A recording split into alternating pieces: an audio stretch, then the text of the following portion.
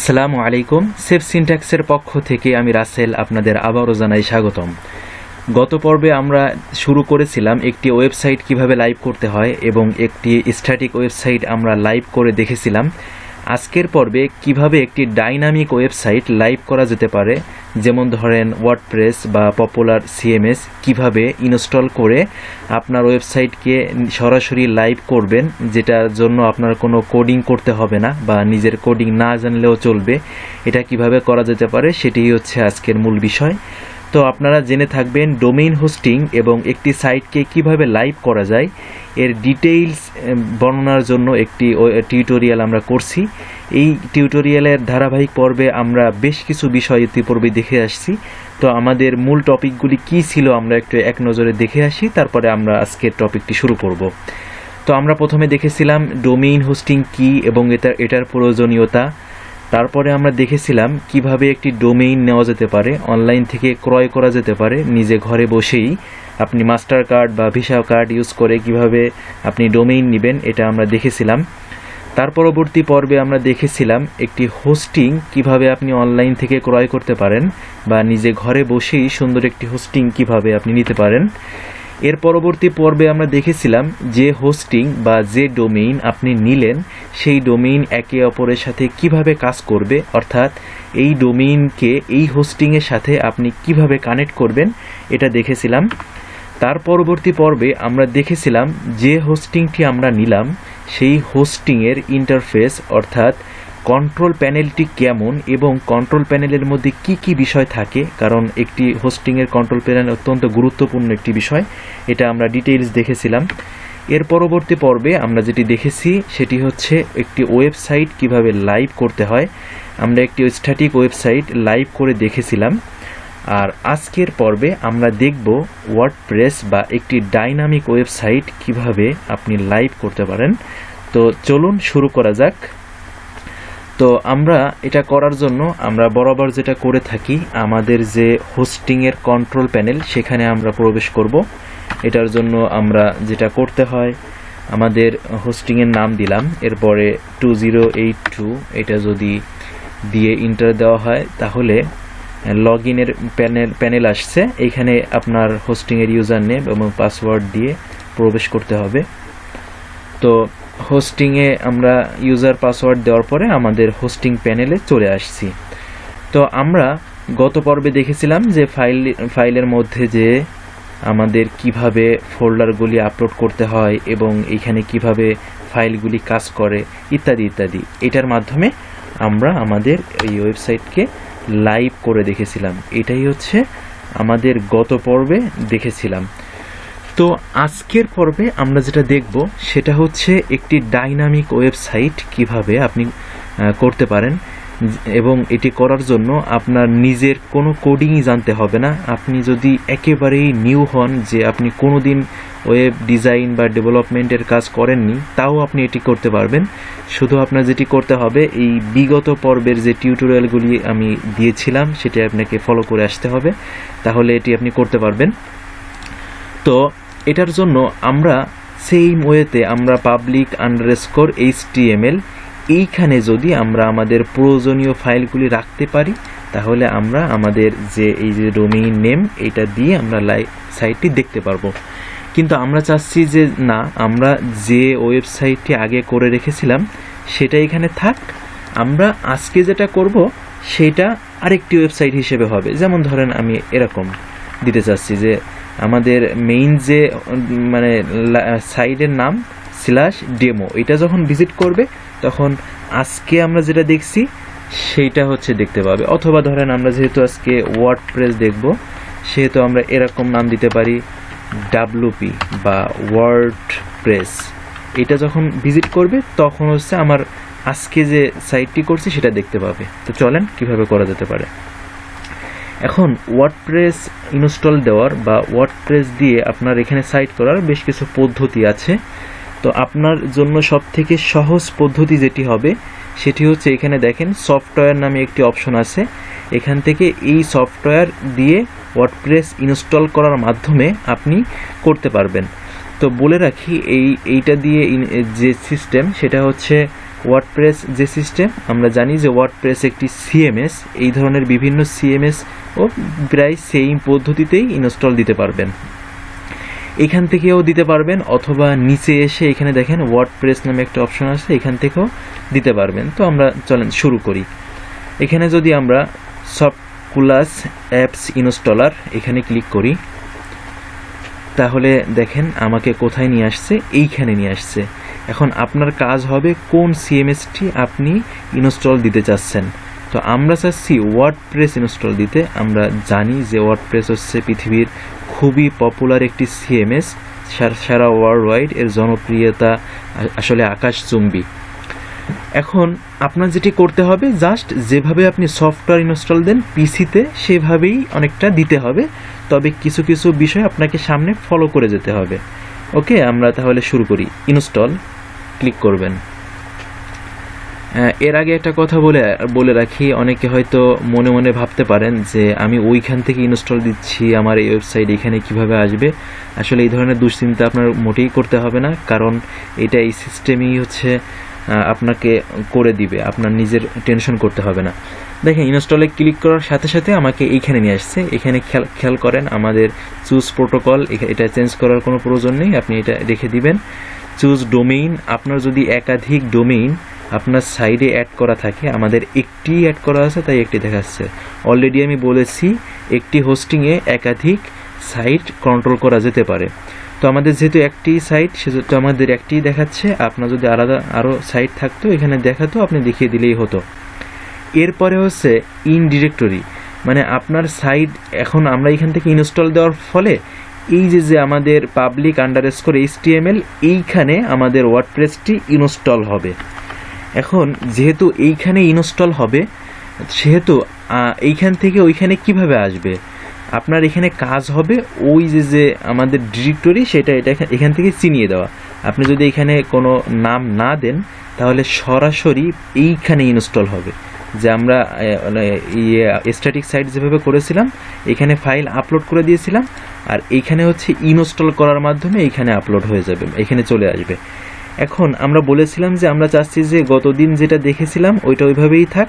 আমরা আজকে একটা নাম দিব, মানে আমাদের ওয়েবসাইটের নাম, তারপরে একটা ফোল্ডার ক্রিয়েট হবে অটোমেটিক, তার মধ্যে হচ্ছে আমরা ওয়েবসাইটটি দেখব। তাহলে সেরকম যদি চান তাহলে আপনি আপনার ফোল্ডারের নামটা দিয়ে দিবেন, তখন সাইটটি এইভাবে দেখাবে, এখানে করার পরে দেখাবে। আর যদি আপনি কোনো ফোল্ডারের নাম না দেন সেক্ষেত্রে সরাসরি এইখানে ইনস্টল হয়ে আপনাকে এইভাবে দেখাবে। ওকে, তো ফোল্ডারের নাম দিয়ে দিলাম। এবার এখানে আপনার সাইটের নাম দিয়ে দিতে পারেন, ধরেন আমাদের আওয়ার ডেমো ওয়েব সাইট এরকম নাম দিলাম। আপনার সাইটে যদি কোনো ডেসক্রিপশন থাকে, সুন্দর একটি ডেসক্রিপশন এখানে অ্যাড করে দিবেন। এটা হচ্ছে গুগলে যখন সার্চ করবে তখন এই বিষয়গুলি হচ্ছে মানুষ দেখতে পাবে, এজন্য সুন্দর একটি ডেসক্রিপশন এখানে অ্যাড করে দিবেন। আচ্ছা, আমি কিছু দিচ্ছি না। ওকে, এরপরে হচ্ছে এটা যখন হয়ে যাবে তখন হচ্ছে আপনাকে একটা অ্যাডমিন ইউজ করতে হবে, এই যেটি হচ্ছে আপনি যখন ওয়ার্ডপ্রেস, যেহেতু আমরা ইনস্টল দিচ্ছি, এই ওয়ার্ডপ্রেসটি আপনি চাইলে আপনি বিভিন্ন পোস্ট চেঞ্জ করা অথবা বিভিন্ন কন্টেন্ট চেঞ্জ করা অথবা আপনার ওয়েবসাইটে যাবতীয় যা আছে এগুলো আপনার বিভিন্ন সময় চেঞ্জ করার প্রয়োজন হবে। তো সেইটা করার জন্য আপনাকে এইখান থেকে একটা ইউজার নেম ক্রিয়েট করে দিতে হবে এবং পাসওয়ার্ড দিয়ে দিতে হবে। সেইটার মাধ্যমে আপনি ওয়ার্ডপ্রেসের ডিফল্ট একটি অ্যাডমিন প্যানেল থাকে, সেইখানে যেয়ে আপনি ওয়ার্ডপ্রেসকে কন্ট্রোল করতে পারবেন। তো আমরা ধরেন অ্যাডমিনই দিলাম ইউজার নেম, আর একটি পাসওয়ার্ড দিয়ে দিচ্ছি।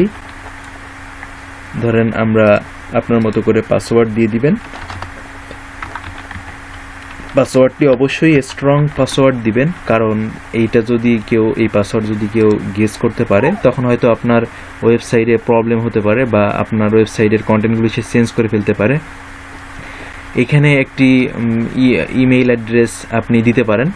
এখানে ধরেন আমার যদি ইমেইল অ্যাড্রেস এরকম দিই,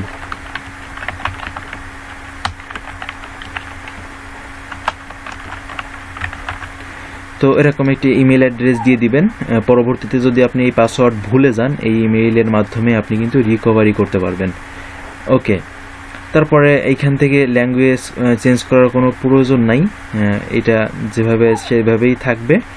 আপনাকে যেটা করতে হবে, এইখান থেকে দেখেন এখানে অ্যাডভান্স অপশন আছে, এইগুলো আসলে বেশ কিছু কাজের এখানে বিষয় আছে। ডাটাবেজ নেম, ডাটাবেজ প্রিফিক্স, এইগুলো চাইলে আপনি চেঞ্জ করতে পারেন, কোনো দরকার নেই নর্মালি যদি নতুন হয়ে থাকেন। আর যারা পুরাতন তারা তো এটা বুঝবেন, তাদের বলার কিছু নাই। এই জন্য আপনার যে প্রয়োজনীয় যে বিষয়গুলি এগুলি আপনি দিয়ে ইনস্টলে ক্লিক করবেন। এখানে দেখেন বলছে যে পাসওয়ার্ড আসলে খুবই নর্মাল হয়ে গিয়েছে, এরকম পাসওয়ার্ড নিবে না। তো আমি এটা স্ট্রং পাসওয়ার্ড দিতে হবে, তো আমি একটি স্ট্রং পাসওয়ার্ড দিয়ে দিই।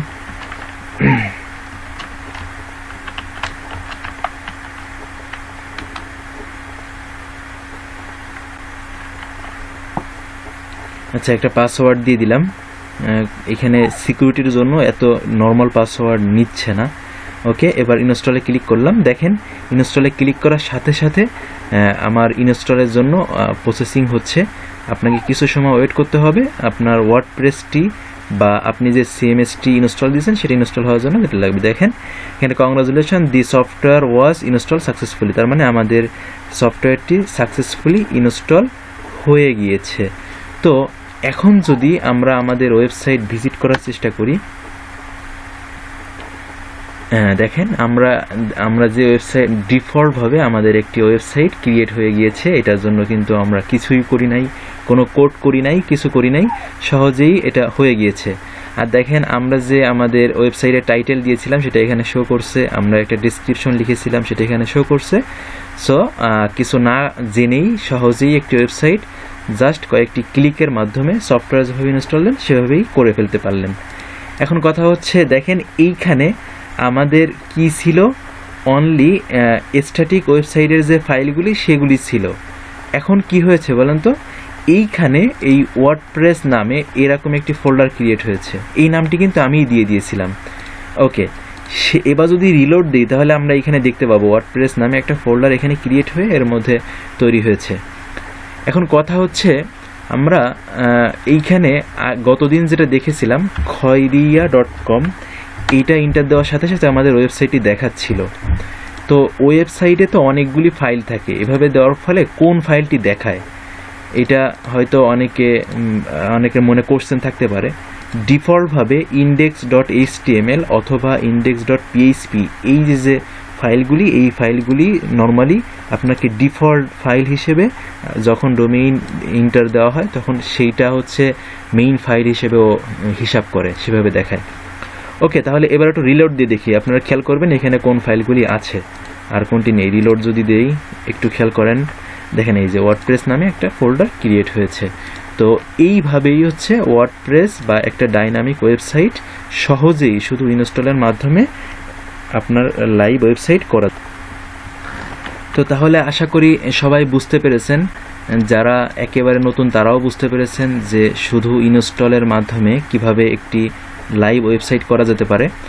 এখন যদি আপনি এই ওয়ার্ডপ্রেসের কোনো ফাইল বা কোনো কিছু চেঞ্জ করতে চান বা আপনার এই ওয়েবসাইটের যে কন্টেন্টগুলি আছে এগুলি চেঞ্জ করতে চান, সেটা হচ্ছে ভিন্ন বিষয়। তারপর আমি একটু দেখিয়ে দিই কীভাবে সেটা করবেন।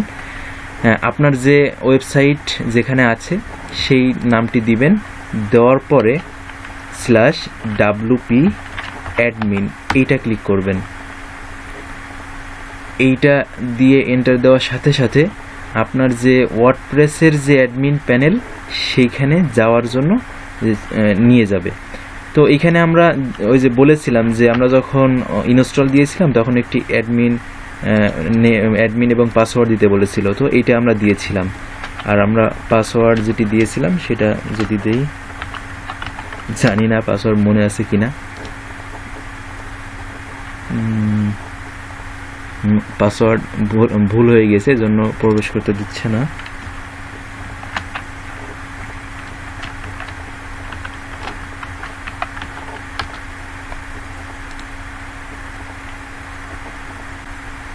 আচ্ছা, যাই হোক, আপনারা এভাবে পাসওয়ার্ড দিয়ে এখান থেকে সরাসরি ইয়ে করে দেখতে পারবেন। এখন আমি ফরওয়ার্ড পাসওয়ার্ড দিয়ে পাসওয়ার্ডটি রিকভারি করতে পারবো। যাই হোক, সরাসরি আসলে এইখানে অ্যাডমিন প্যানেলে ঢুকে এটা একেবারে নতুন থেকে বোঝানো সম্ভব না। যদি আপনাদের প্রয়োজন হয় আমি হয়তো এই ইসের পরে ওয়ার্ডপ্রেসের অ্যাডমিন প্যানেল কীভাবে পরিচালনা করবেন সেটা দেখাবো। তো আজকের পর্বে আর যেহেতু দীর্ঘ হয়ে গেল, আমি আর বেশি কিছু দেখাতে চাচ্ছি না, কারণ অনেক বড় হয়ে যাবে ভিডিওটি। তো চেষ্টা করব আগামী পর্বে আপনি কিভাবে ডাটাবেস ক্রিয়েট করে ওয়ার্ডপ্রেস ইনস্টল দিবেন সেটা আমি দেখানোর চেষ্টা করব। তো সে পর্যন্ত সবাই সাথে থাকবেন, আপনাদের মতামত শেয়ার করবেন। সবাই ভালো থাকবেন। আল্লাহ হাফেজ। আসসালামু আলাইকুম ওয়া রাহমাতুল্লাহ।